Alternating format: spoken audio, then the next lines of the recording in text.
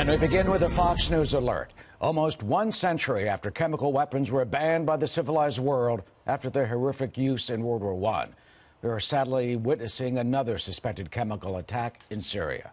Activists say at least 40 people were killed, hundreds wounded, in a targeted attack on a hospital in a rebel-held city east of Damascus.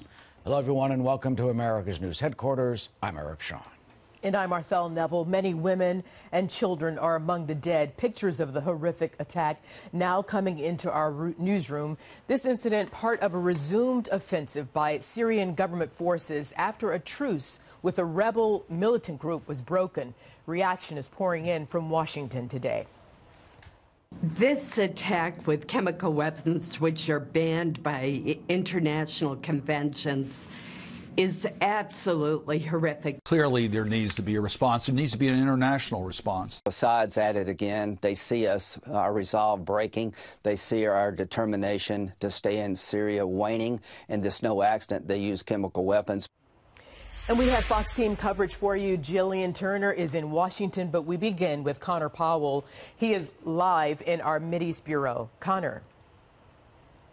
Yeah, Arthel, rescue workers from the opposition-aligned group, the White Helmets, are saying that the death toll in Douma could increase, perhaps even dramatically in the next few hours or even days. Now, the video that we're getting, it is disturbing. The video shows families, parents and children, some parents even clinging onto their children, suffocating in their homes and in an emergency shelter, many with foam in their mouths. It isn't clear what substance was used, but it does appear to be far more powerful than some of the previous chlorine attacks that we've seen. The Assad regime is denying allegations of using chemical weapons, not only this time, but all the previous accusations as well, though the U.S. and other Western powers have said there is clear evidence the Assad regime has and is using chemical weapons. The White House and other Western governments still are looking into this latest accusation right now. Douma is really the last area held by rebels in the suburb of eastern Ghouta outside of Damascus.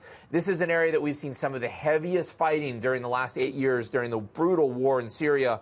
The last 3 or 4 months has just been a total warfare there. And Douma is one of the last areas that the rebels control there. The group that's there is a militant group. It's called the Army of Islam. They've been negotiating with the Assad regime through Russia about leaving there, but they've been pretty stringent about not actually evacuating that area like some of the other rebels. And the Assad regime, backed by Russia, has really won back most of the area held by opposition forces, not only with airstrikes, but also allegedly, and they've been accused of using chemical attacks in the past, particularly chlorine. The fighters of this Army of Islam have refused to surrender. And Arthel, one of the questions that's being asked right now is, why would the Assad regime, since they're clearly winning on the ground, why would they use chemical weapons now? Well, one of the sort of theories is there really isn't much of a price to pay internationally. The Trump administration, of course, launched 59 cruise Tomahawk missiles at an Army air base in Syria about a year ago, almost exactly a year ago. But that's really the only price to pay so far from the international community. We'll see if that changes. Connor Powell, thank you very much.